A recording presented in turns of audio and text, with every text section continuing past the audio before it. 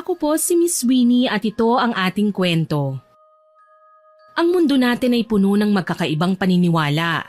May mga naniniwala sa aswang, kulam, barang, gayuma, hula at kung ano-ano pa. Meron din namang mga hindi naniniwala sa ganoong bagay.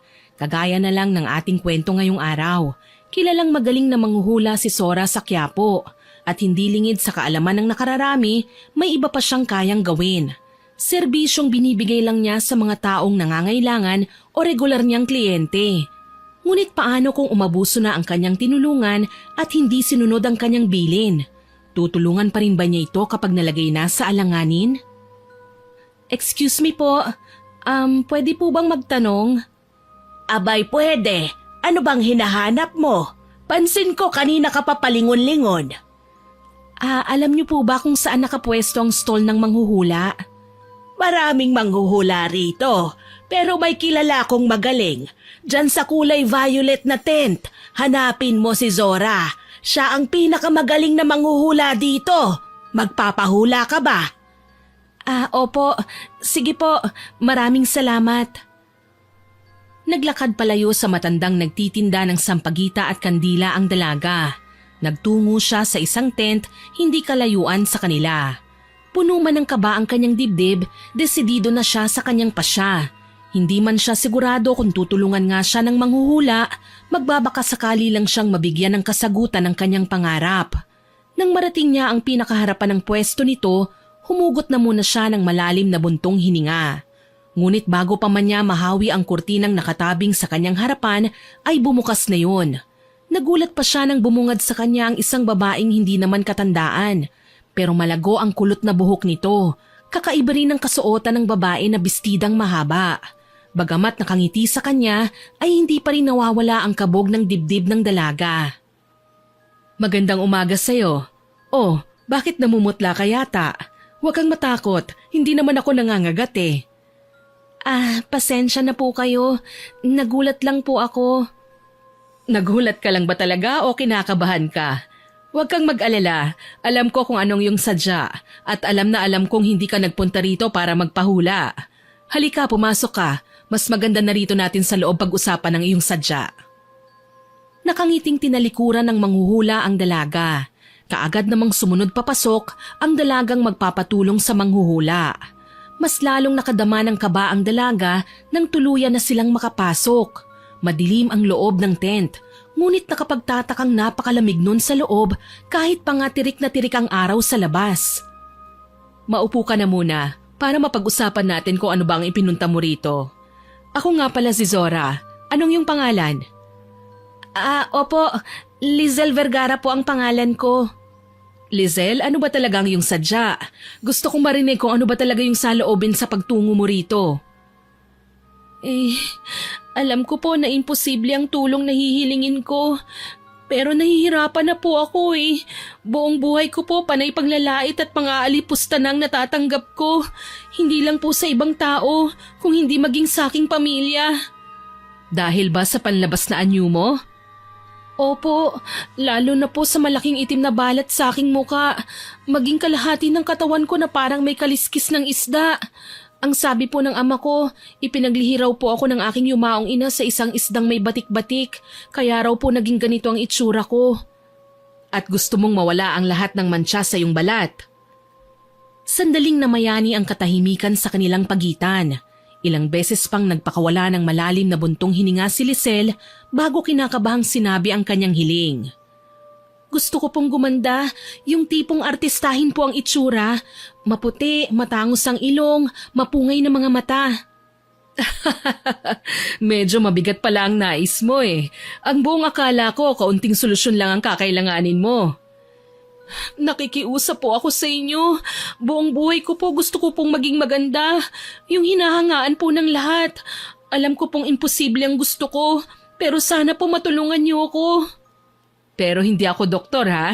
Hindi ko kayang palitan ng lahat. Limitado lang ang aking kakayahan. Tuluyang bumuhos ang mga luha ni Lizel nang marinig ang sinabi ni Zora. Nawala na siya ng pag-asang maabot ang kanyang pangarap. Habang si Zora naman ay tumayo sa kanyang kinauupuan at lumapit sa isang aparador na natatabingan ng kulay itim na tela. Pagkabukas ng aparador, pinadaanan niya ng haplos ang mga boteng may laman ng iba't ibang kulay na likido. Nang magawi ang kanyang kamay sa boteng naglalaman ng kulay asul na likido, kinuha niya yon. Ipinagitna niya sa kanyang mga palad ang bote at saka siya umusal ng mga lengguaheng siya lang at mga kagaya niya ang nakakaintindi rito. Matapos gawin yon, muli siyang bumalik sa harapan ni Lisel na umiiyak pa rin. Tumahan ka na, walang magagawa ang pag-iyak mo.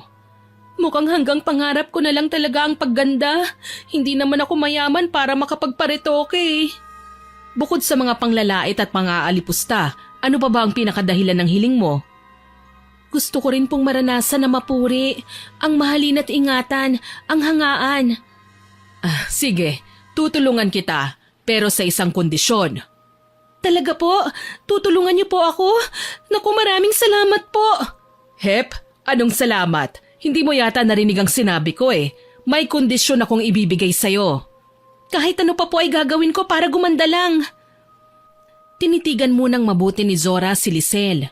Pinapakiramdaman niya muna kung maaari ba niyang mapagkatiwalaan ang dalagang humihingi ng tulong at ng ekstrang serbisyo niya. Mukhang mabait ka naman at masunurin. Bueno, bago ko ibigay ang gamot na makakatulong sa'yo, nais ko munang mangako ka na hindi mo gagamitin ang pagganda sa masamang gawain. Gagamitin ang pagganda sa masama? Posible po ba yun? Pero sige po, pangako po, hindi ko po gagamitin ang pagganda sa masamang gawain. Tumango si Zora at saka inabot sa dalagang si Lisel ang boteng naglalaman ng kulay asul na likido. Nang makuha na yun ng dalaga, tinitigan pa niya yun ng mabuti. Matapos gawin yun, kunot ang kanyang noo na tumingin kay Zora. Paano po ako gaganda sa likidong ito? Inumin mo, pagkatapos ay isipin mong mabuti kung ano ba ang nais mong maging itsura. Ngunit kailangan maubos mo ang laman ng bote. Yun lang po, iinumin ko lang po ito tapos gaganda na ako? Oo, kailangan lang nating maghintay ng ilang minuto para makita ang epekto nito. Ilang buwan po ang itatagal ng epekto? Hindi buwan, hindi rin taon, kung hindi habang ikaw ay nabubuhay. Habang sinasabi yon ay nagsisindi naman ang mga kandila si Zora. Matapos niyang gawin ang pagsisindi, sinenyasan niya si Lisel na inumin na ang gamot. Tumalima naman ang dalaga. Inisang tunggalang niya ang likidong kulay asul. Napangiwi pa siya dahil sa mapaklang lasa nun. Pagkatapos inumin yon ay umupo muna siya. Dahil pakiramdam niya bigla siyang nahilo. Kalmado namang umupo si Zora sa tapat niya. Ilang minuto pa ang lumipas, napangiti na ang babaeng manghuhula. Kumuha siya ng isang salamin at iniabot yon kay Lisel. Nanginginig at kinakabahang kinuha niya mula sa kamay ng manghuhula ang salamin. Dahan-dahan ang ginawa niyang pagharap nun sa kanyang muka. At nang makita niya ang bago niyang itsura, walang pagsidla ng sayang nararamdaman niya. Ako ba talaga to? Ang ganda! Ang kinis ng mukha ko! Ang tangos ng ilong ko! Totoo ba talaga ang nakikita ko? Hindi ba ako dinadaya ng aking paningin? Totoo ang nakikita mo. May iba ka pa bang gusto? Wala na po. Maraming salamat. Magkano po bang babayaran ko? Hindi ako nagpepresyo. Ikaw nang bahala kung magkano ang kaya mo. Mawawalan kasi ng bisa ang aking gamot sa oras na magbigay ako ng presyo sa aking serbisyo. Ganun po ba? Okay na po bang 5,000? Babalik na lang po ako sa susunod kapag nakaipon na po akong muli. Okay na yan. Huwag mo lang kalimutan ang kondisyong na pag-usapan natin, ha? Naku, maraming salamat po. Aalis na rin po ako. Hinatid naman ni Zora palabas ang dalagang kliyente. Kumaway pa siya habang papalayo na ito sa kanya. Malaki ang ngiting ipinamaypay niya ang 5,000 na ibinayad ng kliyente. Hoy, Zora! Lola Tina, magandang umaga sa inyo. Iba ang dalagang pumasok kanina sa tent mo Sino yon? Siya rin po yun. Kaya nga po mukhang maaga na naman akong makakapagpahinga eh. Nagbigay ka na naman ba ng ekstrang serbisyo? Hindi ba sinabihan na kita noon na tigilan mo na ang sideline mo? Ang tigas talaga ng ulo mong bata ka. Hindi ka ba natatakot sa Diyos sa ginagawa mo? Si Lola Tina naman eh. Lola, alam niyo po, ang hirap-hirap po ng buhay ngayon. Wala po akong mapapala kung panay panghuhula lang ang gagawin ko. Hindi ko po ikayayaman yon. Huwag na po kayong mag-alala pa. Mamaya ay mangungumpisal ako at magbabahagi sa simbahan ng biyayang natanggap ko. Ay nako, ewan ko sa'yo. Nakalimutan mo na ba ang nangyari noon sa iyong ina? Ganyan-ganyan din siya. O ano ang napala niya? Yumaman ba siya? Hindi ba? Bagkus napahamak pa siya. Ayun, nabaliw at tumalon sa building. Ilang beses ko na pong narinig yan, Lola Tina. Sige na po, maglilinis pa po ako ng tent ko eh. Ililibre ko na lang po kayo ng tanghalian mamaya. Ikaw talaga. Napangiti na lang si Zora kay Lola Tina bago tuluyang bumalik sa kanyang tent. Hindi naman nabago sa kanya ang paninermo ng matandang babae. Sapagkat bata pa lang siya, kilala niya na ito. Tinulungan din siyang makabangon noon ng matanda nang mamatay ang kanyang ina. Kaya pamilya na ang turing niya sa matanda. Sa araw-araw ay ganun ang senaryo sa buhay ni Zora. Hindi man araw-araw na may humihingi ng ekstrang serbisyo ay hindi naman siya nawawala ng kliyenteng nagpapahula. Ang iba pa nga ay suki na niya, kagaya na lang ni Kuya Raul. Zora, kumusta ka na? Kuya Raul, ayos lang ako. Kumusta ang mga negosyo? Ayun, nagkatotoo nga ang sinabi mo. Talagang swerte nga ang ibinigay mo sa aking pantaboy ng malas. Magpapahula ka ba ulit? Oo sana. May plano kasi kung magnegosyo pa ng iba. Kaya lang ay nag-aalinlangan ako. Pwede mo bang silipin ang kapalaran ko? Oo naman, halika pumasok ka muna sa muntikong tent. Pumasok nga sila sa loob ng tent. Magkaharap na umupo sila sa lamesang pabilog kung saan nakapatong ang mga baraha ni Zora. Sa tabi ng baraha ay may posporo at insenso. Sinindihan yon ng manghuhula at saka ipinadaan ng paulit-ulit sa barahang nasa kanyang gilid. Nang matapos na siya sa kanyang pagriritual, sinimulan na niya ang panghuhula. Ilang beses niyang binalasa yon at saka pinakat kay Raul. Kagaya ng dati ay inilatag na niya ang baraha ng nakataob. Pinakuha niya ng 7 baraha si Raul. Matapos makapili ay isa-isang binuksan yon ng manghuhula. Napapangiti pa siya habang nalalantad ang mga baraha. Maganda ba ang sinasabi ng mga baraha? Oo, mukhang kumapit na talaga sa'yo ang swerte ah. Anong sabi? Ayon sa baraha, mabilis na makikilala ang plano mong negosyo. Konektado sa pagkain ng negosyong naiisip mo ano? May pag-aalinlangan ka nga, iniisip mo na baka hindi tangkilikin, lalo na at marami kang makakalaban sa linyang yon. Pero sabi ng baraha mo, ituloy mo. Huwag kang magpapadala sa iyong takot. Sunod-sunod ang swerteng darating sa'yo. Salamat. Itutuloy ko ang negosyong yun. Ay, sandali. May anak po ba kayo, Kuya Raul? Nakikita ko kasi sa baraha na isang malapit sa iyo na mas batang lalaki ang makakaranas ng napakalaking problema. At kahit maging mapera pa kayo, hindi yun mababago pa. Wala akong anak. Pero ako nag-aalaga sa ulila kong pamangkin. Bakit? Anong nakikita mo sa kanya? Hindi malinaw eh, kaya mas maganda kung siya na lang ang pumunta sa akin. Pero mukhang hindi ito konektado sa pinansyal kasi pagyaman talagang nakikita ko sa mga baraha mo eh. Wala ka rin namang problema sa kalusugan. Ganun ba? Ano na naman kayang gagawing kalokohan ng batang yun? Hindi bale, papapuntahin ko na lang siya rito. Tama, para masilip natin ang kanyang kapalaran sa hinaharap. Gusto mo bang ituloy ko pa ang panghuhula? Tumangu-tango si Raul, kaya naman ipinagpatuloy nila ang nasimulang hula. Lumipas pa ang mga minuto at natapos na rin sila. Kagaya ng dati, satisfied na naman si Raul. Ngunit bago siya umalis, muli siyang bumili ng pampaswerteng gamot kay Zora. Hindi naman siya nagdalawang salita sa manghuhula. O, kagaya ng dati, dapat na iwisik mo ang likidong ito sa buong pwesto ng negosyo mo. Pagkatapos, magsindi ka ng insenso na may kasamang hibla ng iyong buhok.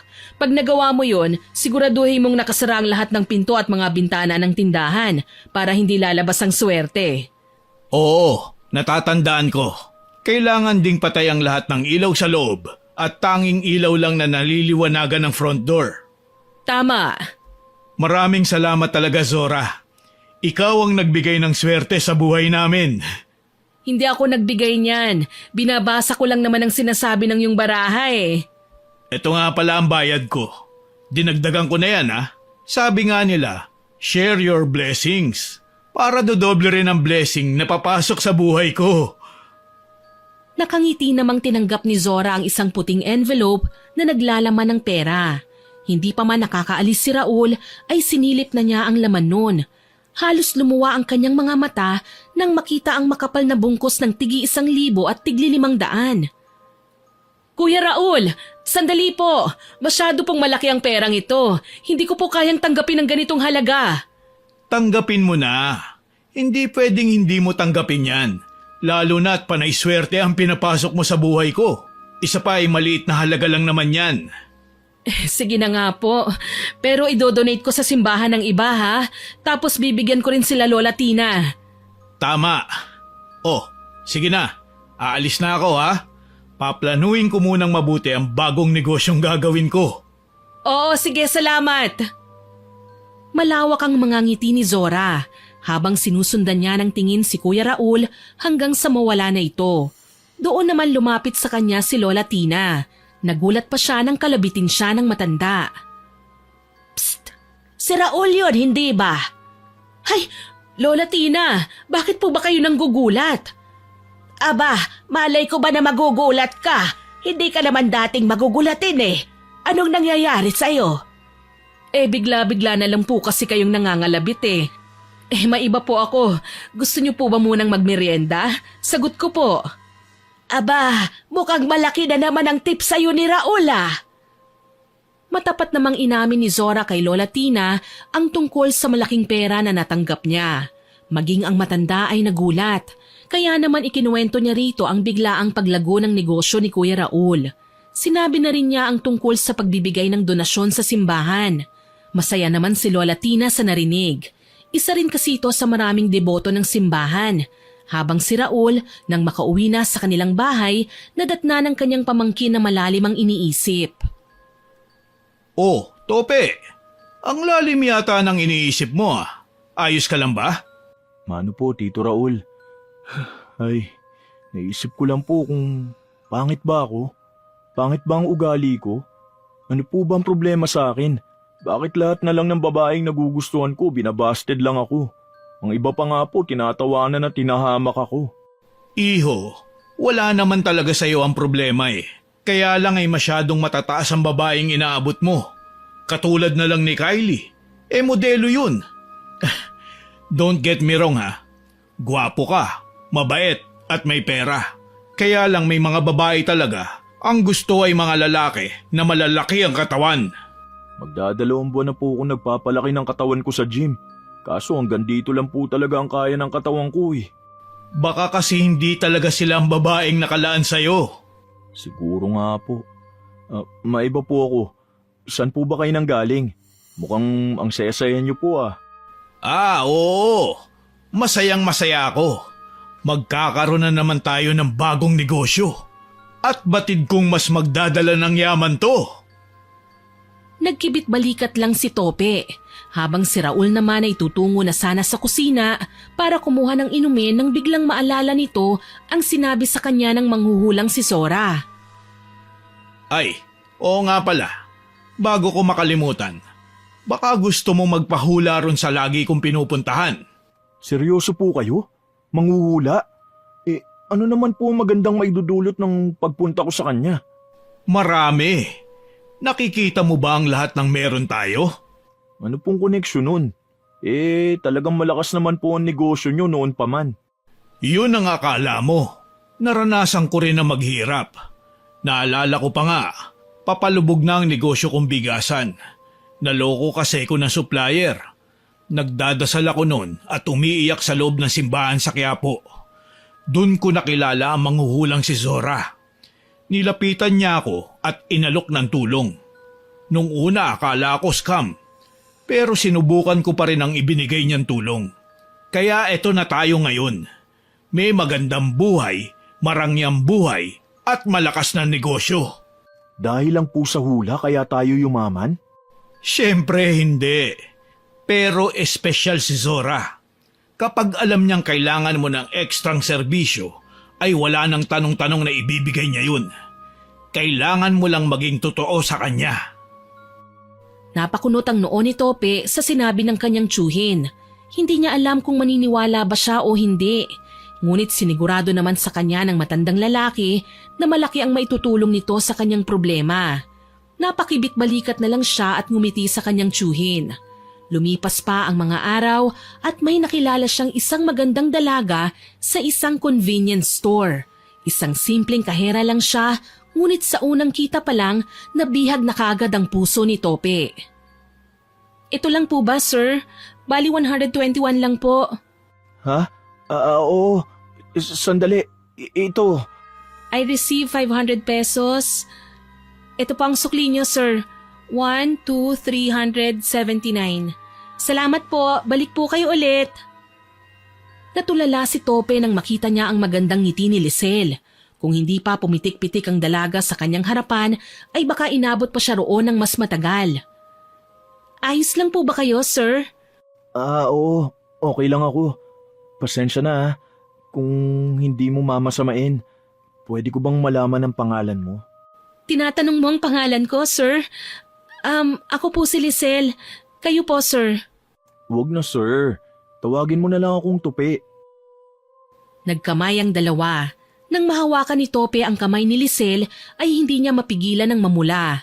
Bagay na ikinahihiya niya sa tuwing nangyayari yon. Lalo na at mestizo siya. Kaya naman kitang-kita ang pagkukulay kamatis niya.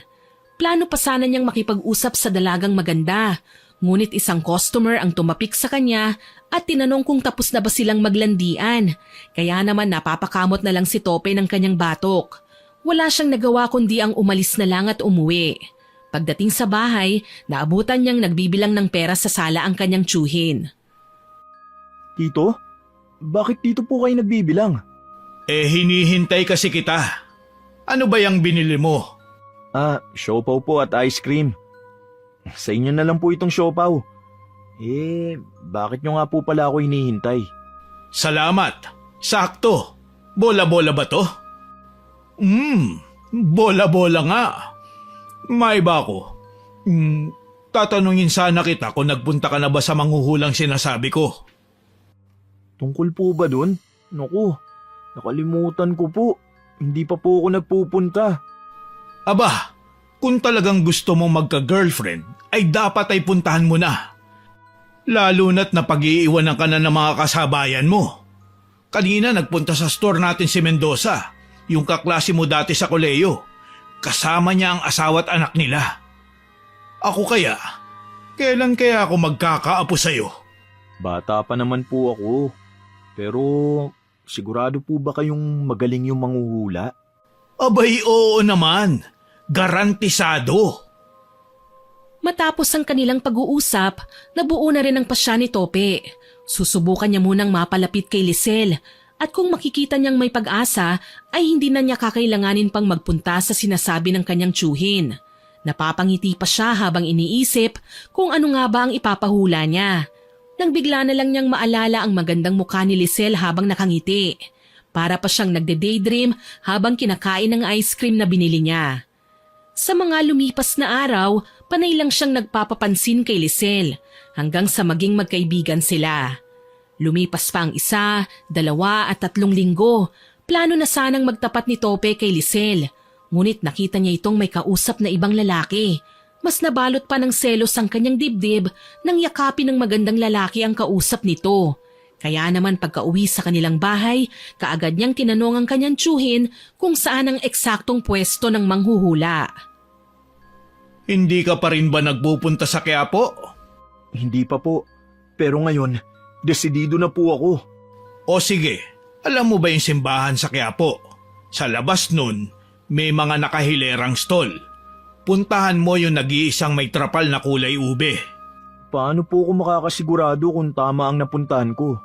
May matandang babae na nagtitinda ng kandila at sampagita sa tabi niya. Hanapin mo si Zora. Kilala siya ron. Pag nagkita na kayo, sabihin mong pamangkin kita. Sige po. Kinabukasan ay lumakad na si Tope. Pagdating sa harap ng simbahan, kaagad niyang nakita ang sinasabing tolda ng kanyang tiyuhin. Namumukod tangi ngayon. Nag-iisa lang ito na may ibang kulay na gamit. Bukod pa ron ay saradong-sarado pa ang pwesto. Naglakad siya palapit doon. Sinalubong naman siya ng matandang sinasabi rin ni Raul. Iho, Kandila, iba-iba ang kulay at laki. May sampagita rin akong tinda. Pagbalik ko na lang po. Sige po pala, bibili na po ako ng sampagita. Ilan ang kukunin mo? Sariwa pang mga yan, kagagawa ko lang. 3 na lang po. Magkano po ang isa? 25 ang 3 tali. Sige po. Nang makuha na ni Tope ang kanyang binili ay nagtaka pa siya sapagkat ang sabi ng matanda ay 25 ang 3 tali. Ngunit 3 tig-3 set naman ang inabot sa kanya. Kaya tinanong niya ang matandang babae. Sinabi lang nito na isang tali ay 3 talaga ang laman. Napakamot naman sa ulo ang binata. Hindi rin kasi siya sanay bumili ng sampagita para sa kanilang santo eh. Madalas ang tsuhin niya ang gumagawa nun. Muli ay naglakad siya papalapit sa pwesto na may kulay ubeng tolda. Tao po! Pagkasabi nun ay biglang may humawi ng kurtina sa kanyang harapan. Bumungad sa kanya ang isang babaeng hindi pa naman katandaan. Nakangiti ito sa kanya at binati siya. May kailangan ka ba, binata? Magpapahula? Opo. Pamangkin po ako ni Tito Raul. Siya po ang nagpapunta sa akin dito. Pasok ka. Pumasok si Tope sa loob ng tent ni Zora. Napakislot pa siya nang maramdaman ang lamig ng kanyang buong katawan. Nagtataasan din ang kanyang mga balahibo. Hindi niya tuloy maiwasang makaramdam ng takot. Napanatag lang siya nang muling magsalita na si Zora. Maupo ka muna. Talagang sinabihan ko ang iyong tsuhe na papuntahin ka rito. Talaga po? Kaya pala niya ako kinukulit. Oo, lumabas ka kasi sa barahan niya eh. Handa ka na bang malaman ang iyong hinaharap? Sandali lang po. Hindi ko po gustong malaman ang hinaharap ko. Ang gusto ko po sana magpahula tungkol sa love life ko po. May gusto po kasi akong babae. Gusto ko lang pong malaman kung siya na po ba. Tumangulang si Zora at kagaya ng dati binalasan niya ang kanyang mga baraha. Pagkatapos pinahati niya yun sa 3 pakaliwa. Ikinalat niya ang mga baraha sa lamesa at pinapili ng 8 cards si Tope. Kumuha ka ng 8 cards. Huwag mo munang ipapakita sa akin, ha? Sige po. Sinunod nga ng binata ang sinabi ni Zora. Pagkatapos ay iniabot niya ang 8 cards sa manghuhula. Nang dumikit ang daliri ni Tope sa kamay ni Zora, ay bigla na lang napamulagat ang manghuhula. Napahigpit din ang hawak niya sa mga baraha. Napansin naman yun ng binata. Ayos lang po ba kayo? Oo. Pasensya ka na. Nagkibit balikat lang si Tope, habang si Zora naman ay napapaisip sa kanyang nakitang mga imahe. Nakita niya kasi ang kulay itim na bumabalot dito. Bukod pa ron ay may nakita rin siyang mga sugat ang lalaki sa muka at braso. Umiling ang manghuhula at sinimula ng buklatin ng mga baraha. Ano po bang sinasabi ng mga cards? Lagi ka bang nababasted? Ha? Paano niyo po nalaman? Lumabas sa baraha eh. Lagi kang pinapaasa pero hindi ka naman nila binibigyan ng pagkakataon. Ngunit may nakikita ko ritong isang babae na mamahalin mo ng lubusan. Wala akong makitang detalye sa kanya eh. Ngunit nakikita ko ritong magsasama kayo. Kaya lang kailangan mong maging maingat. May panganib na paparating. Isang madilim na pangyayari ang magaganap bago mo mas maintindihan kung ano ba talaga ang gusto mo sa buhay. Ang babae po bang sinasabi niyo yung sinabi ko sa inyo kanina? Oo. Ayos lang ba na magpanibagong balasa tayo? Nais ko lang makumpirma ang katauhan ng babaeng ito. Hindi na po kailangan. Sapat na po sa akin ang malamang makakasama ko siya. Ibig sabihin, may pagkakataon ako sa kanya. Kaya lang po, mukhang may iba siyang gusto. Bueno, kung yan ang pasya mo, wala naman akong magagawa. Aminin ko po sa inyo hindi po talaga hula ang ipinunta ko rito. Napangisi naman si Zora sapagkat nang sabihin pa lang ng binata na ang tanging nais niyang ipahula ay tungkol sa usaping puso, naramdaman na niyang may iba pa itong pakay. Kaya naman walang sali-salitang tumayo siya at kinuha sa kanyang lalagyan ng isang boteng naglalaman ng kulay pulang likido. O eto, tanggapin mo. Pero wag mong aabusuhin. Nagkakaintindihan ba tayo? Ha? Ano po ito? Ano bang kailangan mo para mapaibig ang dalagang inaasam mo? Ang ibig niyo pong sabihin, gayuma po ito? Mamahalin na ako ng gusto ko? Oo, pero wag mong aabusuhin. Ano pong ibig niyo sabihin? Isang patak lang kada linggo ang gamit niyan. Huwag kang lalabis o huwag ka ring magkukulang. Sapat na siguro yon para magkasama kayo habang kayo ay nabubuhay. Talaga po? Naku, maraming salamat po. Hindi na ako kailanman mababasted. Magugustuhan na rin niya ako. Nakangiting tumangutangulang si Zora. Tiwala naman ang manghuhula na susunod ito sa kanyang bilin. Pamangkin naman kasi siya ni Raul na regular naman niyang kliyente. Matapos ang kanilang pag-uusap, masayang umalis si Tope at umuwi na. Ngunit bago yon ay nag-abot muna siya ng pera kay Zora. Kaya masayang-masaya na naman ang babae. Ngunit gaya ng dati, pagkaalis pa lang ng kanyang kliyente, hinarap na naman siya ni Lola Tina.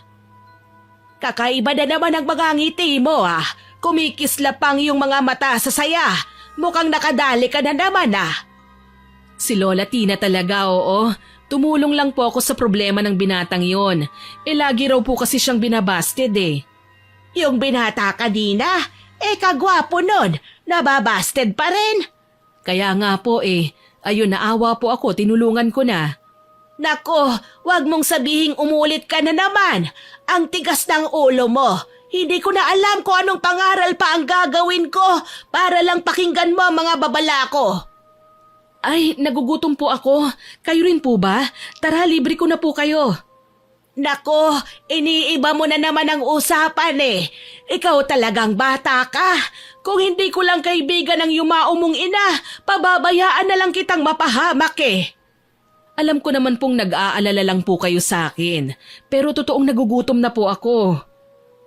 Napapailing na lang na iniwan ni Lola Tina ang babaeng manghuhula. Habang sa bahay nila Tope, masayang nagluluto ang binata ng pininyahang manok para ibibigay niya yon kay Lisel. Nilagyan din niya ng gayuma ang pagkain. Nang matapos na ang binata, nagpunta na siya sa pinapasukan ni Lisel. Pagdating sa convenience store, kaagad na lumapit siya sa dalagang iniibig. Sakto naman na wala pang customer. Magandang tanghali, Lisel. Dinalang kita ng tanghalian. Aba, may patanghalian ka pa ngayon ha? Anong meron? Kaarawan mo? Ikaw talaga. Kailangan ba may handaan pa bago kita dala ng tanghalian? Ang bait ah. May sasabihin ka sa akin ano? Suhol siguro yan. Ito naman, suhol ka agad. Hindi ba pwedeng gusto ko lang ipatikim sa'yo? Bakit nga? Nakalimutan mo na ba? Magtatayo ng negosyo ang tito ko. At negosyong pagkain ang gagawin niya. Plano ko kasing isuggest sa kanya yung pininyahang manok. Ay, oo nga pala, nakalimutan ko. Hintayin mo lang ako sandali ah. May binili lang kasi ang kasamahan ko. Tumangulang si Tope at saka lumakad papunta sa isang sulok kung saan nakapwesto ang upuan at lamesang mahaba na nakadikit sa salamin ng tindahan. Ilang sandali pa dumating na ang hinihintay ni Lisel, kaya lumapit na ito sa binatang naghihintay. Tope, nainip ka ba? Hindi naman. Upo ka na para makakain ka na ng tanghalian. Ang iksi pa naman ng break time nyo. Sandali kukuha ko ng ekstrang plato at kubyertos. Hindi na. Kumain na ako kanina bago kita dinalhan. Ah, ganun ba? Salamat. Matikman ko nga itong pininyahang manok ala Tope. Ngumiti ng malapad si Tope, lalo na nang makita niyang sumubo na si Lisel. Sarap na sarap ang magandang dalaga sa dala niyang pagkain. Hindi na siya makapaghintay sa paggana ng gayumang ibinigay ng manghuhulang si Zora. Nang matapos ng kumain si Lisel, nagpaalam na rin siyang uuwi. Oh, anong tingin mo sa luto ko? Panalo! Paniguradong magugustuhan ng magiging customer niyo. Ang sarap at nuot hanggang sa buto ang linamnam eh. Talaga? Mabuti naman at nagustuhan mo. Sa susunod na linggo, dadala naman kita ng ibang putahe. Pero bago yun, pwede ba kitang sunduin mamaya para ihatid sa tinutuluyan mo? Ang dami mo pang sinabi. Gusto mo lang pala akong sunduin mamaya. Sige na, umuwi ka na. Hintayin na lang kita mamaya. 7 ang out ko ha. Masayang-masaya si Tope na umuwi ng kanilang bahay. Pagbukas ng kanilang front door, bumungad sa kanya ang kanyang tiyuhin na nanonood ng palabas sa telebisyon. Kaya naman lumapit siya rito para magmano at kamustahin ang tindahang pinapatayo. Mano po, Tito Raul? Kumusta na po yung itinatayong tindahan? Kaawaan ka ng Diyos.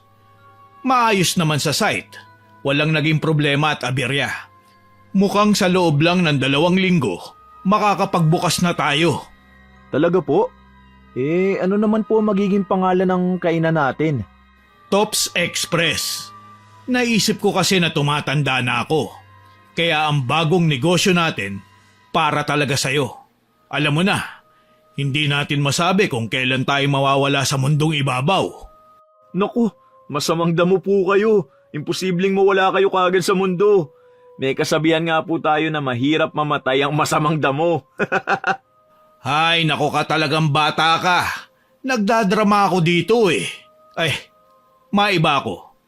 Napuntahan mo na ba ang manghuhulang si Zora?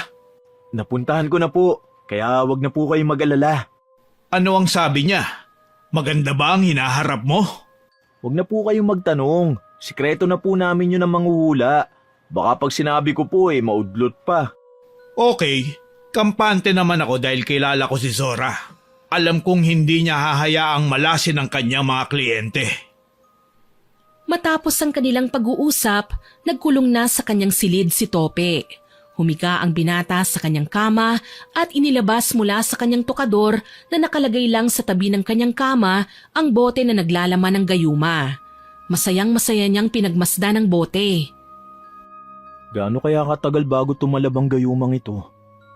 Di na bali, mamaya naman magkikita kami. Baka kahit kaunting pagkagusto, may maramdaman na sa akin si Lisel. Matutulog na muna ako. Saktong-sakto na pupunta ako mamayang 5:00 sa pinapatayong tindahan ni Tito.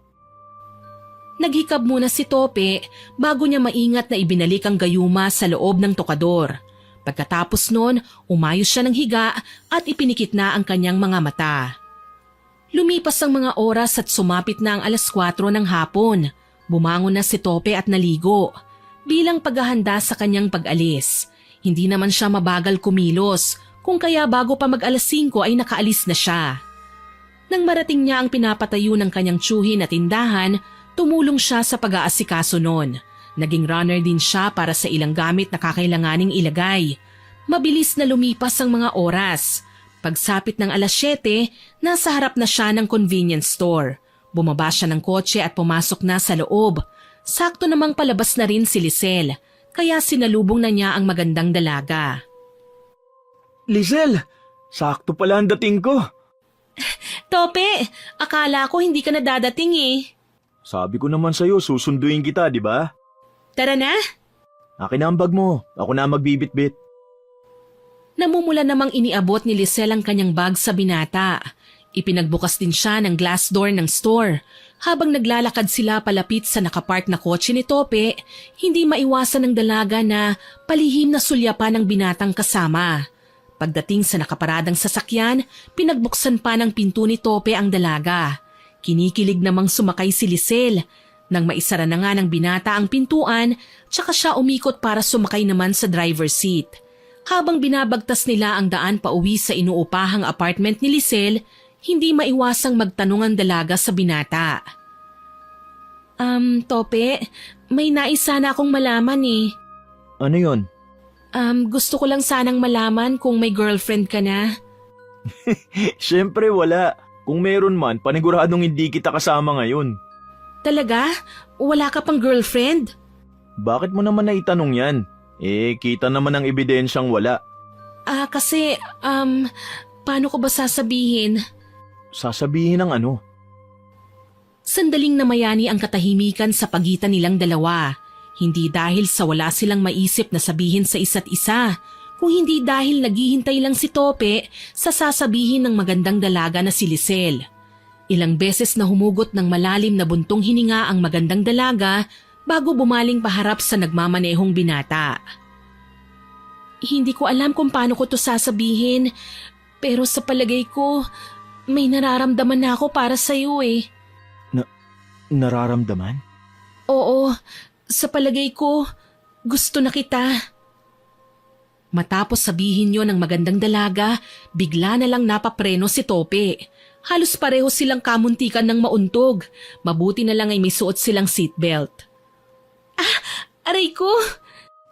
Pasensya ka na. Ayos ka lang ba? Nasaktan ka ba? Ayos lang ako. Mabuti na lang at sinuot ko ang seatbelt. Alam ko na nabigla kita sa sinabi ko. Hindi ko rin maintindihan eh. Ang alam ko lang may nararamdaman ako sa puso ko at ikaw ang gusto ko. Gusto mo ko? Ibig mo sabihin, mahal mo ko? Nahihiyang tumangutango si Lisel. Masaya namang hinila siya ni Tope at saka niyakap ng mahigpit. Totoo ba talaga to? Lizel, handa akong ligawan ka araw-araw. Basta bigyan mo lang ako ng pagkakataon. Hindi na kailangan. Kung ako ang magiging girlfriend mo, napakasaya ko na. Pumapayag ka na maging girlfriend ko kahit hindi pa kita nililigawan ng formal? Tumangutango si Lisel, kaya hinatak siya ni Tope at siniil ng halik ang kanyang labi. Simula ng gabing yun, araw-araw nang hatid sundo ni Tope ang magandang dalaga. Masaya naman sila sa relasyong kanilang pinasok. At kagaya ng sinabi ng binata, araw-araw niyang binibigyan ng bulaklak ang nobya. Ano na naman to? Sabi ko naman sa'yo hindi naman kailangang araw-araw mo kong bigyan ng bulaklak eh. Pero ito ang gusto ko. Hayaan mo na lang ako. Oo nga pala. Bukas magbubukas na ang Tops Express. Susunduin kita sa apartment mo ha. Sakto pala, day off ko bukas. Saan mo gustong kumain ng dinner?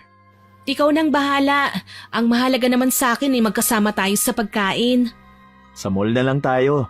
Bibilan na rin kita ng maisusuot mo para bukas. Yun nga ang kanilang ginawa. Nagpunta sila sa pinakamalapit na mall. Namili muna sila ng isusuot ni Lisel para sa pagbubukas ng kainan nila Tope bago sila kumain sa mamahaling restaurant. Naging masaya naman ang gabi nilang yon. Ngunit hindi pa rin makampante si Tope. Lalo na nang makita niyang nakikipagnitian ang kanyang nobya sa waiter na kumukuha ng kanilang order. Nang magpaalam si Lisel na magpupunta muna sa banyo, sakto namang dumating ang kanilang order. Kaya kinuha niyang pagkakataon yun para malagyan ng gayuma ang pagkain ng kanyang nobya. Sa pagbalik ng magandang dalaga sa kanilang lamesa, sinimulan na rin nila ang pagkain. Ang sosyal dito, babe. Ang laki ng banyo. Parang mas malaki pa nga yun kesa sa apartment ko eh. Sinabi ko naman sa'yo na pwede kitang kuhanan ng kondo. Ayaw mo lang kasing pumayag. Hindi na, ikaw talaga. Ang mabuti pa kumain na tayo. Mukhang masarap ang lahat ng order natin ah. Sa bawat pagsubo ng pagkain ni Lisel, hindi napipigilan ni Tope ang mapangiti habang kumakain. Hindi naman yun napansin ng dalagang sarap na kumakain. Lumipas pa ang oras at natapos na sila. Hinatid na rin ng binata ang kanyang nobya sa apartment nito. Matapos ang gabing yon, nakampante na si Tope. Kinabukasan, maagang sinundo ng binata si Lisel. Kaagad silang dumiretso sa Tops Express. Naabutan na nila roon si Raul na nakikipag-usap sa ibang bisita. Nang makita sila ng may edad na lalaki, nilapitan sila nito at binati. Oh, mabuti naman at nandito na kayo. Hintayin lang natin si Father para sa ribbon cutting ha? Kumusta ka na, Lisel? Ayos naman po. Tuloy na po talaga ang Tops Express natin. Masayang masaya ako na nakikita ko pa ang mga negosyong iiwan ko sa'yo pagdating ng araw. Pero mas magiging masaya ako kung mag-aasawa ka na. Tutal, nandyan naman si Lisel. Baka naman plano nyo ng bumuo ng pamilya. Si Tito naman, ayoko pong madaliin si Lizel. Abay, dali-dalian nyo. Gusto ko pang kumarga at makapag-alaga ng mga apo ko. Napapakamot na lang sa ulo si Tope dahil sa hiya sa sinabi ni Raul. Habang ang dalaga naman ay namumula sa kaalamang gusto siya ng tiyuhin ng kanyang nobyo. Ilang sandali pa, dumating na rin ang paring hinihintay nila. Si Tope ang pinaputol ng ribbon ng kanyang tiyuhin. Maayos naman ang lahat. Nang sumapit na ang gabi, hinatid na ni Tope si Lisel. Habang nasa loob sila ng sasakyan, kinausap ng binata ang maganda niyang nobya. Babe, naisip ko lang, ano kaya kung magsama na tayo? Mag-live-in? Oo, Pakakasalan naman kita eh. Kaya huwag kang mag-alala. Naisip ko lang kasi na mas makakatipid ka kung magsasama na tayo. Ako ang bahala sa lahat ng gastusin sa bahay. Saan naman tayo titira? Hindi sa ayaw ko sa bahay ng tito mo ha. Kaya lang nahihiya ako lalo na't hindi pa tayo kasal. Wala namang problema. Pwede tayong kumuha ng sarili nating bahay. Kahit tulugan lang. Gagawin mo yun? Siyempre naman, lahat gagawin ko para sa'yo. Sige, pumapayag ako. Talaga? I love you, babe. Masayang-masaya namang nagyakapan ng dalawa, lalo na si Tope, sapagkat sa lahat ng babaeng kanyang minahal, tanging siya lang ang naging nobya niya. Kaya gusto na niyang lubos-lubusin. Nais pa niyang pakasalan ito. Ngunit bago yun ay nais niya munang masigurado ang itatagal ng gayuma sa magandang dalaga.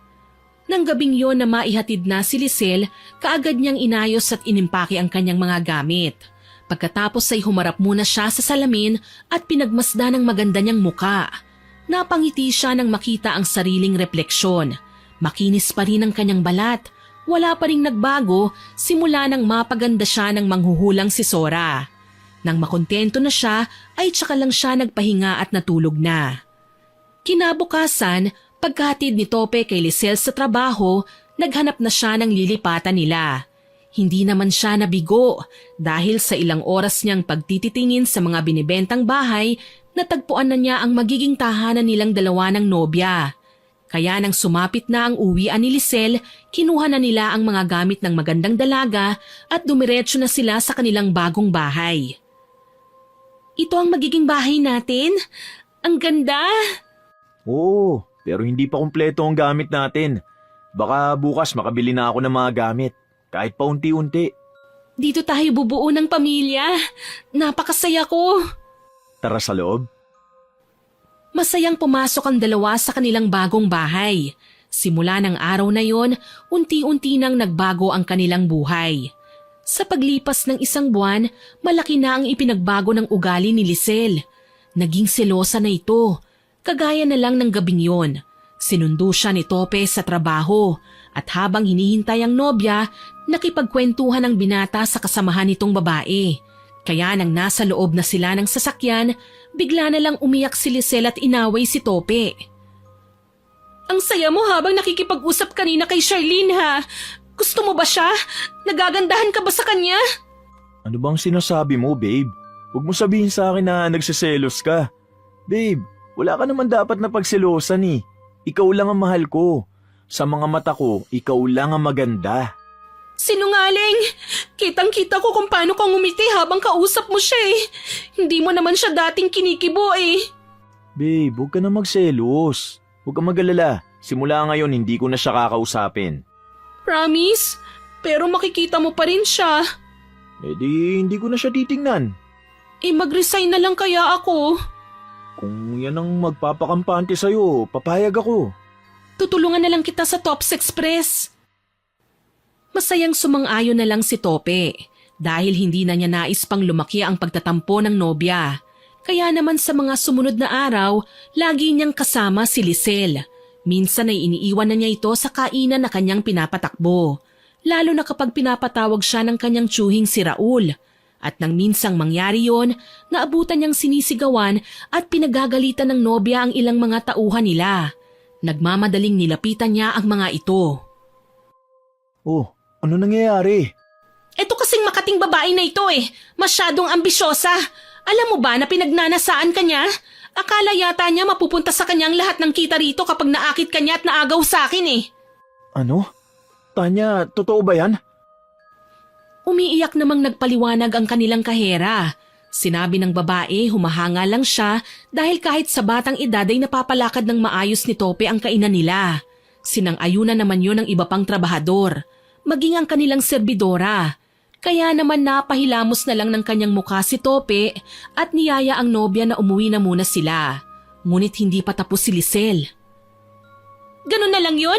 Hindi ako makakapayag. Dapat sisantihin mo ang malanding babae na yan. Babe, please, umuwi na tayo. Sa bahay na lang tayo mag-usap. Huwag mong sabihin na mas naniniwala ka pa sa kanya kesa sa akin. Hindi ganun yun. Sa ngayon, hindi ko pa siya matatanggal. Kailangan ko muna maganap ng papalit sa trabaho niya. Niloloko mo ba ako? Hindi kita niloloko, babe. Umuwi na tayo, alam kong pagod ka na. Fine! Ikaw babae ka? Ayoko nang makita pang pagmumukha mo rito bukas ha? Kapag nakita pa kita, sisiguraduhin kong pagsisisihan mong nabuhay ka pa sa mundong ito! Tinignan lang ni Tope ang kanyang empleyado bago umalis kasama ang kanyang nobya. Habang nasa daan pa uwi, hindi napigilan ni Tope na kausapin ang kanyang magandang kasintahan. Kahit pa nga alam niyang maaaring magalit din ito sa kanya. Babe, napapansin ko na napapadalas ang pag-init ng ulo mo. May problema ka ba? Alam mo ang problema ko, at yun ay ang mga malalanding haliparot na kagaya ng kahera natin sa Tops Express. Naku, kung hindi nga lang masama ang pumatay, baka naging kriminal na ako. Hayaan mo na lang sila, babe. Alam mo naman na ikaw lang ang mahal ko eh. At hindi kita ipagpapalit kahit kanino. Tandaan mo yan, ikaw lang ang nasa puso ko. Kahit na, ayokong pinagnanasahan ka ng iba. Ang gusto ko ako lang, akin ka lang. Hindi malaman ni Tope kung matutuwa ba siya o matatakot kay Lisel ng mga sandaling yun, sapagkat tila nawala na ang mabait at mahinahong dalaga na kanyang inibig. Lumipas pa ang mga araw at mas lumala pa ang pagiging obses ni Lisel, kaya hindi na napigilan pa ni Tope ang magbukas ng kanyang saloobin sa kanyang tiyuhin. Nang magkita sila, humingi siya ng payo rito. Tito, hindi ko na alam ang gagawin ko. Nasasakal na ako sa sobrang pagkasilosa ni Lisel. Hindi ko nga po alam kung saan niya nahuhugot ang pagsiselos na yun. Kinausap mo na ba siya tungkol dyan? Lagi ko naman pong sinisigurado sa kanya na siya lang ang mahal ko. Umamin ka nga sa akin. Ano ba talaga ang pinagawa mo kay Zora? Kasi kung nagpahula ka, malamang nasasabihin niya na maaaring mangyari ang bagay na ito. Naging desperado na po kasi ako eh. Ang gusto ko lang naman po eh, mahalin ako ng babaeng mahal ko. Hindi ko naman po inakalang ganito ang mangyayari. Ginayuma mo si Lisel? Nahihiyang yumuko si Tope. Batid niyang hindi naman talaga tama ang kanyang ginawa eh. Ngunit hindi rin niya inakalang ganito ang magiging epekto. Nais pa sana niyang maglabas ng kanyang saloobin sa kanyang tiyuhin nang may matanggap siyang tawag mula sa kanyang empleyado. Ayon dito, nagwawala sa kusina ang kanyang nobya. Kaya naman nagmamadali siyang nagpaalam kay Raul. Ano? Sige, pupunta na ako. Tito, pupunta muna ako sa kainan natin. May emergency lang po. O sige, mag-ingat ka ha. Huwag kang masyadong mag-alala. Tutulungan kitang lumapit muli kay Zora. Tumango lang si Tope. Patakbo siyang lumapit sa kanyang kotse. Nang makasakay na kagad, pinaharurot na niya yon. Halos paliparin na niya ang kanyang sasakyan para maawat ang kanyang nobya na kanya lang ginayuma. Wala pang kalahating oras ay narating na niya ang harap ng Tops Express. Pagkaparada niya ng sasakyan, patakbong pumasok siya sa loob ng kainan at dire-diretso siya sa kusina. Nagimbal siya ng madatnang sinasabunutan ni Lisel ang isa sa kanilang babaeng tagaluto. Walang sino man sa mga naroon ang magtangkang umawat. Takot ang lahat na madamay eh. Kaya hindi na nag-isip pa ang binata at kaagad na nilapitan ng nobya para awatin. Babe, tama na! Bitiwan mo na siya! Hindi! Ayoko! Masamang babae siya! Gusto kanyang agawin sa akin! Babe, nakikiusap ako sa'yo. Bitiwan mo na siya! At ipinagtatanggol mo pa ang babaeng ito? Mas pinapanigan mo ba sila kaysa sa akin? Babe, hindi ganun yun. Kumalma ka na muna. Padabog na binitawan ni Lisel ang buhok ng tagaluto. Pero nagulat si Tope nang tumingala ito. Doon lang niya nakita ang malaking paso sa mukha nito. Kaya naman sinenyasan niya ang ilang empleyado na ilayo na ang tagaluto. Doon lang sila kumilos. Inalalayan nila ang babae palabas ng kusina. Nang makalabas na ang lahat, tsaka niya hinarap si Lisel. Ano na naman bang gulo to? Sinabi ko naman sa'yo na wala kang dapat ipagselo sa kahit na kanino. Huwag ka nang magalit sa akin, babe. Hindi ko lang napigilan ang sarili ko kanina eh. Siya naman kasi. Narinig kong sinabi niya na pogi ka raw at kanin na lang daw ang kulang. Babe, pinagpapantasyahan ka niya eh. At bilang girlfriend mo, hindi ako makakapayag na bastusin kanila ng ganon. Naiintindihan mo naman ako, hindi ba? Hindi ko na alam, babe. Ang laki-laki na ng ipinagbago mo. Hindi na kita kilala. Hindi mo na ba ako mahal? Wala akong sinabing ganyan. Alam na alam mong mahal kita. Pero maling-mali na eh. Sobra na. Hindi naman ganito ang gusto ko. Pangit na ba ako sa paningin mo? Bakit ganyan ka? Bakit hindi mo ako maintindihan? Umuwi na lang tayo. Pagod ako. Hindi pa man nakakasagot si Lisel, iniwan na niya ang kanyang nobyo. Natatarantang kinapa niya ang kanyang muka at nanalamin sa pinto ang salamin ng malaking freezer. Tinignan niyang mabuti kung bumalik na ba ang pangit niyang muka. Ngunit kahit anong pabaling-baling ay hindi pa rin naman nagbabago ang kanyang anyo. Maganda pa rin siya. Hindi rin bumalik ang malaking balat niya sa muka. Doon nabuo ang kanyang pasya na babalik siya sa manghuhula sa Quiapo. Sa palagay niya kasi, hindi na nagagandahan pa si Tope sa kanya. Nang gabing yun, pagka-uwi nila ay malamig ang pakikitungo ni Tope kay Lisel. Kahit anong gawin niyang pagpapapansin, binabaliwala siya ng nobyo. Masama man ang loob ay nakatulugan na lang niya yon. Kinabukasan, maagang gumising ang magandang dalaga at pinuntahan si Sora. Anong kailangan mo? Magpapahula ka ba? Hindi po, nandito po ako para bumili ng gamot. Gamot? Para saan? Hindi na po ako maganda sa paningin ng boyfriend ko eh. Kaya sa palagay ko, nawawala na po ang epekto ng pinainom niyo sa akin. Nagpapatawa ka ba? Wala akong makitang diferensya sa itsura mo. Paano mo nasabing nawawala na ang bisa ng ginawa ko? Pero hindi na po nagagandahan sa akin ng boyfriend ko eh. Ayoko po siyang mawala. Lisel, tama ba? Ang tulong na hinihingi mo sa akin noon ay pagpapaganda. Ibinigay ko yun sa'yo. Kaya sana naman wag mong abusuhin. Isa pa, hindi naman kasama sa pagganda mo ang garantiya na mapapaibig mo ang lalaking mahal mo. Handa po akong magbayad kahit magkano, basta gumanda lang ako. Patawad, pero hindi ko maibibigay ang gusto mo. 50,000, handa akong magbigay. Kung hindi pa sapat, ikaw na ang magpresyo. Ang mabuti pa umalis ka na, hindi na kita matutulungan pa. Mukhang nakalimutan mo na ang pinag-usapan natin. Nagmamakaawa pa rin si Lisel, ngunit buo na rin ang pasya ni Zora, kaya umuwing luhaan ang magandang dalaga. Sa kanyang pag-uwi, inabutan niya si Tope na nakabihis at handa nang umalis. Sinubukan niyang humalik dito bilang pagpapaalam kagaya ng dati. Ngunit umiwas lang ang binata at nagmamadaling sumakay ng kanyang sasakyan. Naiiyak namang nakatanaw lang ang magandang dalaga. Lumipas pa ang mga araw at mas lalong lumala si Lisel. Halos ayaw na niyang palabasin ang kanilang bahay si Tope. Araw-araw na rin silang nag-aaway. Kaya naman nagpasya ang binata na tawagan ng kanyang tiyuhin na si Raul para sunduin siya. Tito Raul, hindi po ba kayo busy ngayon? Hindi naman. Bakit? May problema ba? Si Lisel po kasi ayaw kong palabasin ng bahay. Napapraning na naman. Baka pwede niyo po akong sunduin dito. Gusto ko po sanang puntahan ng manghuhula eh. Gusto ko na pong ipatanggal yung bisa ng gayuma. Sige, pupuntahan kita. Hintayin mo ako dyan. Matapos ang kanilang pag-uusap, bigla na lang nakarinig ng malakas na sigaw si Tope. Nanggagaling yun sa kanilang kusina. Nagmamadali naman niyang pinuntahan yun. Pagdating doon, inabutan niyang nag-hysterical si Lisel. Anong nangyayari sa balat ko? Ang hapde! Lisel, ano nangyayari? Huwag kang lalapit! Huwag mo akong titignan! Ang makinis kong balat! Bakit? Bakit nangyayari ito? Nag-aalalang lumapit si Tope. Kahit pa nga sinabihan na siya ng nobya na huwag lumapit. Ngunit labis siyang nabigla nang makita ang napakaraming sugat sa braso ng kanyang nobya. Ano to? Bakit nagkakaganito ang balat mo? Sandali, dadaling kita sa ospital. Hindi pwede. Ayoko sa ospital. Pero kailangan kitang dalhin sa ospital. Kumawala si Lisel sa pagkakahawak ng kanyang nobyo na si Tope. Nang makawala ay nagtatakbo siya papasok ng kanilang silid.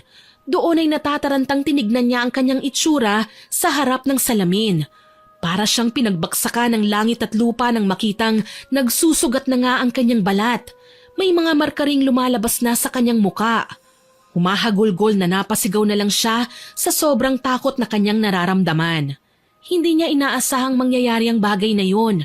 Ang tanging nais lang naman niya ay gumanda. Dala ng sobrang pighating nararamdaman, nawalan siya ng malay. Yun naman ang inabutan ni Tope, nakabubukas lang ng nakakandadong pinto ng kanilang kwarto. Lisel! Tarantang nilapitan ni Tope ang walang malay na kasintahan. Sa kanyang paglapit, doon lang niya nakita na hindi lang pala sugat ang meron sa katawan ng kanyang nobya. Maging ang mukha nito naapektuhan na rin. Yun naman ang eksenang inabutan ni Raul. Nagulat pa ang tiyuhin niya pagkakita sa kalagayan ni Lisel. Anong nangyari? Hindi ko po alam. Sa palagay ko po may kinalaman ng gayumang ginamit ko. Tito Raul, ano pong gagawin ko? Dalhin na muna natin siya sa ospital. Pagkatapos, dumiretso tayo kay Zora. Kung totoo ang hinala mo, tanging siya lang ang makakatulong sa atin. Opo. Babe, Lisel, patawarin mo ko. Hindi ko akalain ganito ang mangyayari. Huwag mo na munang dibdibin ang bagay na yan. Madali ka, buhatin mo na siya. Umiiyak na binuhat ni Tope ang magandang dalaga. Nagmamadaling dinala siya sa pinakamalapit na ospital. Pagdating doon, inasikaso lang nila ang mga kailangang ayusin bago sila umalis at nagtungo sa Quiapo. Ilang minuto lang ang biniyahe nila bago narating ang pwesto ni Zora. Pagdating doon ay walang paligoy-ligoy na sinabi nila sa manghuhula ang kanilang pakay. Zora, sinamahan ko ang pamangkin ko. Mukhang nagkaroon ng problema ang gamot na binigay mo. Paano nangyari yon? Sa tagal ko nang ginagawa ito, ngayon palang nagkaroon ng ganitong kaso. Ano bang nangyari? Aminin ko po, sa palagay ko, napasobra yung gayumang napainom ko sa girlfriend ko. Isang beses 1 linggo lang dapat na pinapainom yon. Paano mo nasabing sumobra? May mga panahon po na hinahaluan ko ang pagkain niya sa tuwing napapansin kong nanglalamig siya eh. Ano? Hindi ba't sinabihan na kita na makakasama kapag sumobra? Nakakadismaya ka naman. Malungkot na napayuko na lang si Tope dahil sa kahihiyang nadarama. Napahugot naman ng malalim na buntong hininga si Zora. Hay nako, tinulungan ko na nga kayo, ganito pa. Hindi na talaga ako magpapadala sa awa ko sa mga kagaya ninyo. Pasensya ka na, Zora. Hindi ko rin alam ang tungkol sa gayuma. Nito lang niya kasi sinabi sa akin eh. Ano ngayon ang plano nyo? Gusto ko po sanang mapawalang bisa yung gayuma. Kaya niyo naman po yung gawin, di ba? Tumayo si Zora at lumakad ng pabalik-balik habang nakahawak sa kanyang ulo. Hindi dahil sa naiinis siya sa binata, kung hindi dahil sa paraang alam niya para mawala ang bisa. Bigyan mo ko ng magandang rason para tulungan ka. Totoong mahal na mahal ko po si Lisel. Kahit pa nga nakakasakal na siya minsan, hindi nagbagong nararamdaman ko para sa kanya. Ano-ano bang naging epekto sa kasintahan mo? Kanina lang po bigla na lang siya nagkaroon ng sugat sa buong katawan niya. Nagkaroon din po siya ng batik-batik na pulang marka sa mukha. Ano? Imposible. Kung magkaroon man ng epekto ang gayuma ay pagkahilo, pagsusuka at pananakit ng buong katawan. Paanong nangyari na? Hindi ko po alam. Maliban na lang kung ang ginayuma ay nakulam. Matutulungan mo ba kami, Zora? Pag-iisipan ko, mas magandang umuwi na muna kayo. Pagkatapos ng 2 araw, bumalik kayo sa akin para sa sagot ko. Pero Halika na, Tope. Bumalik na lang tayo sa 1 araw. paano po si Lisel? Hindi madali ang gusto mo, pero kung madadala niyo siya sa akin bukas, baka malaman natin kung ang gayuma ba talaga ang dahilan. Sige po, dadaling ko na lang siya bukas. Matapos sabihin yun ay nagpaalam na rin ang magtiyo. Habang sa ospital naman kung nasaan si Lisel ay nagkaroon ng gulo. Nagwawala siya at inaaway ang lahat ng nurse at doktor na pumapasok sa silid na kanyang kinalalagyan. Nagsimula ang lahat ng sabihin sa kanya ng doktor na hindi nila alam kung anong sakit ang meron siya. Dahil ayon sa resulta ng kanyang mga test, normal naman daw ang lahat. Umalis kayong lahat! Mga wala kayong silbi! Pera lang namin ang gusto nyo! Pero wala naman kayong magagawang tulong! Peste kayo! Mga mukhang pera!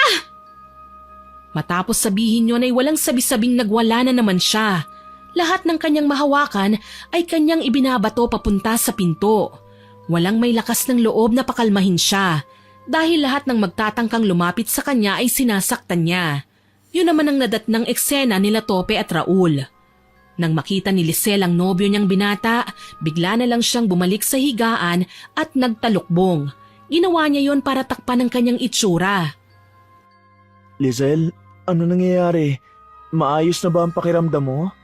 Huwag kang lalapit! Ayokong makita mo ako sa ganitong sitwasyon. Alam ko sa oras na makita mo ang itsura ko, hindi mo na ako mamahalin. Hindi mangyayari yun. Lalo na't may makakatulong na sa atin. Hindi ko nga lang alam kung mapapatawad mo pa ako kapag gumaling ka na. Hindi ako magagalit sa'yo. Sa puso ko, alam kong ikaw lang ang tinitibok nito. Masaya akong malaman na mahal mo ko.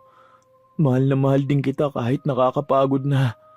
Sa ngayon, sisiguraduhin kong gagaling ka. Huwag ka nang mag-alala, Lizelle.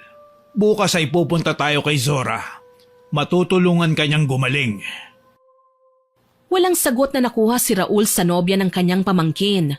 Nang bigla na lang nitong tanggalin ang kumot na bumabalot sa kanya at saka lumapit sa kanila. Zora, tama bang narinig ko? Oo, pupunta tayo kay Zora. Bukas dadalhin ka namin sa kanya. Hindi ko alam kung maniniwala ka, pero magaling si Zora.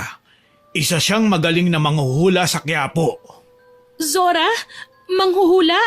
Sa Quiapo? Oo, babe. Hindi lang panghuhula ang kaya niya. Gumagawa rin siya ng ekstrang serbisyo. Kagaya ng pagbibigay ng swerte sa negosyo. At nakakapagpaganda. Ano yun, babe? Wala. Tutulungan ba niya talaga tayo? Oo, matagal ko nang kilala si Zora. Mabuti ang kanyang puso at maawain din. Kaya alam kong tutulong siya. Isa pa, nagsabi na siya na dalhin ka raw namin sa kanya. Hindi na umimik si Lisel. Iniisip niya ang sinabi ni Raul. Hindi pa man siya sigurado na babatid na niyang iisa ang Zora na kilala nila.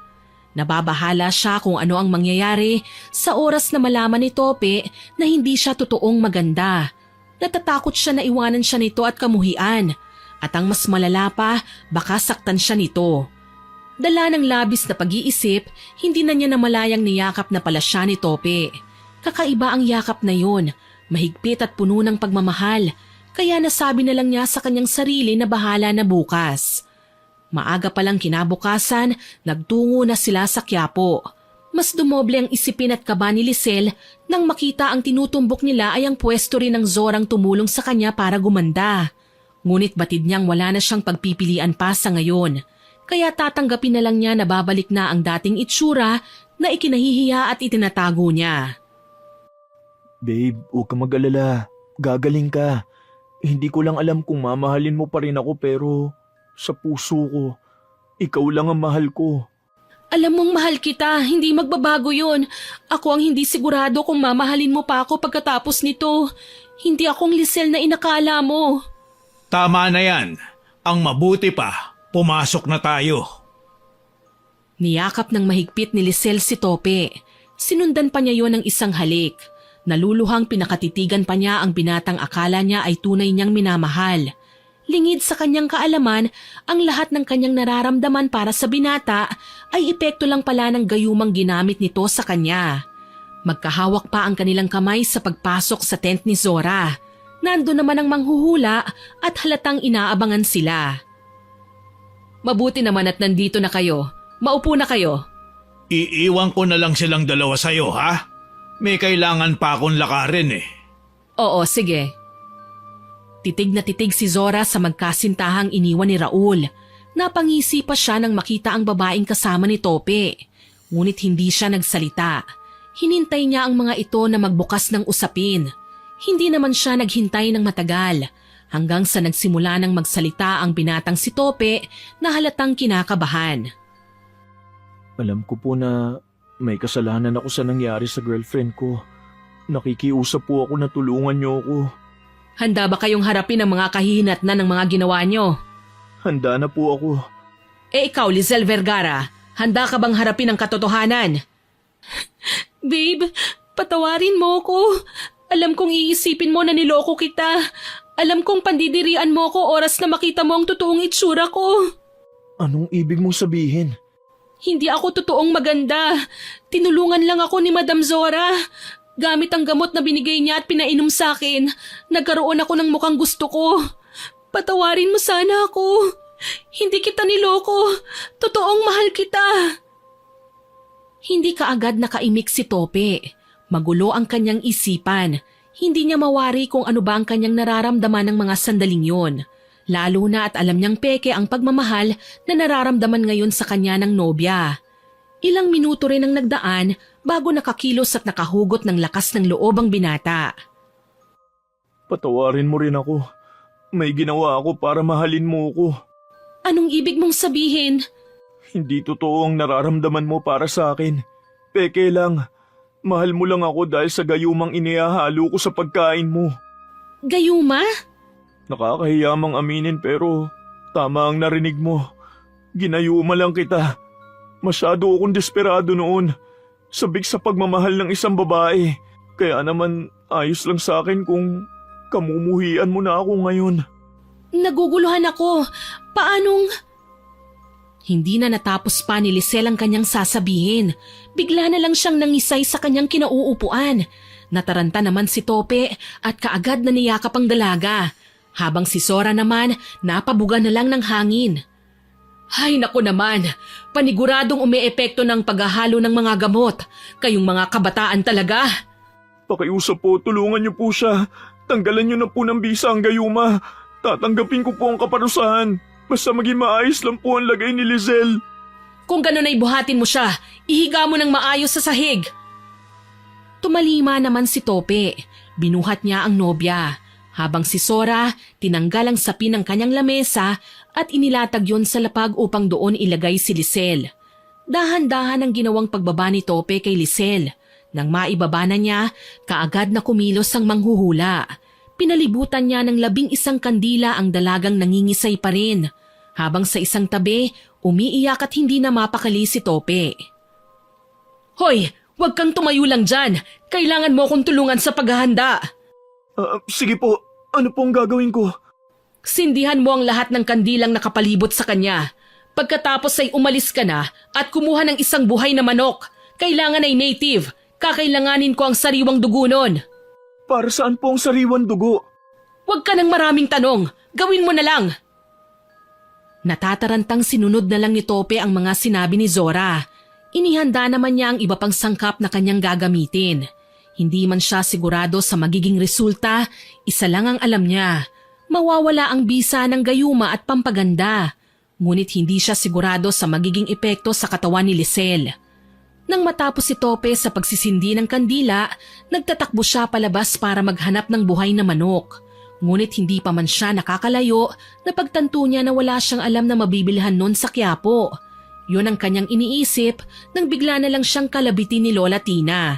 Nagulat pa siya pero kaagad ding kumalma. Kayo lang po pala, Lola. Nanggaling ka na naman binata sa pwesto ni Zora, ano? Nagpahula ka ba o humingi ng ekstrang serbisyo? Hindi po. Nandito po ako para ipagamot ang girlfriend ko. Ganun ba? Mukhang nagbago na ang aming si Zora. Tama na ang daang kanyang tinatahak. O kung ganon, wala na akong dapat pang ipag-alala. Teka, kapansin-pansin ang iyong pagkabalisa ah. May problema ba? Kailangan ko pong makahanap ng buhay na manok. Yung native po. Kakailanganin daw po yun sa panggagamot sa girlfriend ko. Wala kang mabibilhan nun dito.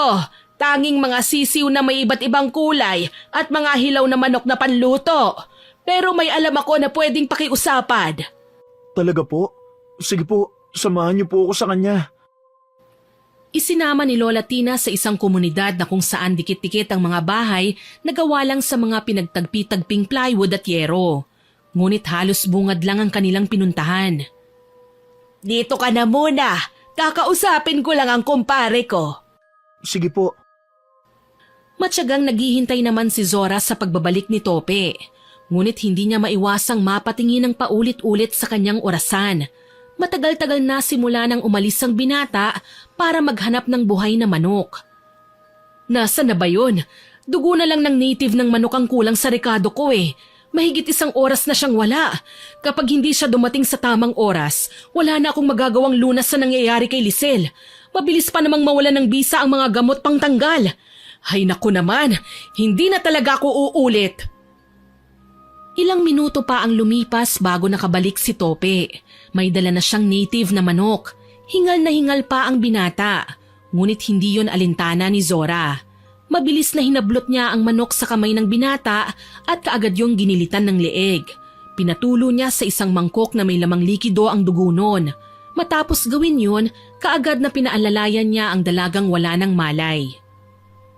Madali ka, iupo mo siya para mapainom ko ng gamot. Hawakan mo siyang mabuti dahil paniguradong magkakaroon ng reaksyon ng kanyang katawan. Sige po. Sinunod ni Tope ang sinabi ni Zora. Hinawakan naman ng manghuhula sa magkabilang pisngi si Lisel at pinisilyon para mapainom dito ang gamot. Nang matapos mapainom, bigla na lang dumilat ang mata ni Lisel at nagsisisigaw ito. Kasunod nun ay ang walang hintong pagsusuka ng dalaga. Kulay itim pa ang nilalabas niya. Halos masuka-suka naman si Tope dahil sa amoy nabubulok yon. Habang si Zora, nag-oobserba lang. Lumipas ang halos kalahating oras. Tuluyan nang natanggal ang bisa ng gayuma. Ngunit kasama ding natanggal ang pampaganda na ibinigay naman noon ni Zora kay Lisel. Nang magbalik ang tunay na itsura ng dalaga, napaatras pa si Tope. Napansin naman yon ni Zora. Anong nangyari sa mukha at balat niya? Sinabi na niya hindi ba? Nakalimutan mo na kagad? Totoo palang sinasabi niya. Ito pala ang ibig niyang sabihin. Oo, bumalik na ang dati niyang itsura. Nang tanggalin natin ang bisa ng gayuma, kasama ring natanggal ang nabulok na gamot pampaganda. Maraming salamat, Madam Zora. Tope, parehas na tayong malaya ngayon. Oo, pasensya ka na talaga. Sorry din, Tope.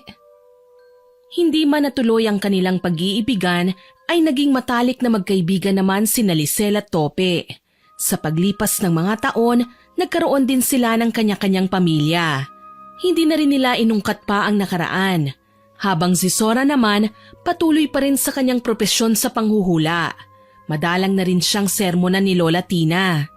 Sa karanasang ito, mas mauunawaan natin na may mga pagkakataon na para lang makuha natin ang ating nais ay nagpapakadesperado tayo sa madaliang paraan. Hindi na natin naiisip ang masamang maidudulot nito sa ating buhay. Lagi po sana nating tandaan na ang bagay na nakuha sa madaliang paraan ay mabilis ding mawawala sa ating mga kamay. Sana po ay nagustuhan niyo ang aking ibinahaging kwento. Pero bago ko po tapusin ito, hindi makukumpleto ito nang walang shoutout sa masusugid nating listeners. Shoutout po kay Erica De La Tor, kay Alma Hornales, kay Mike James Tapak, kay Jehovah Jeric, kay Ranilyn Yam 28. Hello din po kay Rochelle Rodihero na new subscriber po natin. Salamat po sa pagsusubscribe, ma'am. Shoutout din po kay Leticia Gabito, kay Arlinda Manalo, kay Ella Diaz, kay Laila Avila, kay Juan, kay Myla Navares, kay Sir Mel, kay Attorney T. Pharma at kay Jason Dogilio. Shoutout din po kay Joanne Roa, kay Merly Senokbit, kay Jeline Sapra, kay Agnes De Luna, kay Grace Hementera, kay Mary General Rhea Batiduan, kay Vernaline Insyo, kay Giselle Agraza Mendez. Hello din po kay Mary Rose na nagsabing bawat galaw po niya na kay Miss Winnie ang tenga niya. Naku, salamat po ma'am. Nakakataba po ng puso na kasama niyo ako sa pang-araw-araw niyong gawain. Shoutout din po kay Jerlyn Arbado, kay Marisa Manuales, kay Rosario San Jose at kay Zaira Kate Sibaluka. Shoutout din po sa mga mahal kong regular listeners na sina Ma'am Lydia Lopez, Ma'am Filipina Palsario, Ma'am Pamela Allen, kay Cherry Mukbang ASMR, kay Ma'am Angelina Ignacio, Ma'am Beth Mercado, Ma'am Milrose Galvez, Ma'am Milrose Demate, kay Mary Joy Sabaresa, kay Marco Nanes, kay Hana Maylin Sesgundo, kay Ma'am Belen Malbas, kay Roberto Crimen, kay Ma'am Rosalina Bugayon, kay Vivian Batermonia, kay Francisco Neng, kay Ma'am Alma Flores, kay Chef Lance MBB, kay Febe Ranyada, kay Sir George Ativo, kay Ma'am Tina Dekit, kay Hadigya Matalam, kay Puresa Tagiwalo, kay Kimberly Espanola, at kay Ma'am Heidi Tanchanco. Mahal ko po kayong lahat at lubos ang pasasalamat ko sa pagsusuporta niyo sa akin. Yung iba nga lang po ay hindi ko nare-replyan ng mahaba, pero alam ko po kung sino-sino ang matyagang nakikinig at nakasuporta sa channel natin. Yung iba pa pong listeners na hindi ko pa nababanggit, sa next upload ko po comment lang kayo at ilagay ang names nyo para ma-line up ko for shoutout. Maraming salamat po sa inyong lahat na nakinig at nagkomento. Abangan pa rin po ninyo sana ang mga susunod nating upload. At huwag kalimutang mag-subscribe, like, share and comment sa kwento natin. Para po mabilis nyong makita kung may bago tayong upload, pindutin nyo lang po ang notification bell para mabilis nyo itong makita. Aasahan ko pa rin po ang inyong suporta ha. Muli, ako po si Miss Winnie na nagpapasalamat sa inyong walang sawang pakikinig.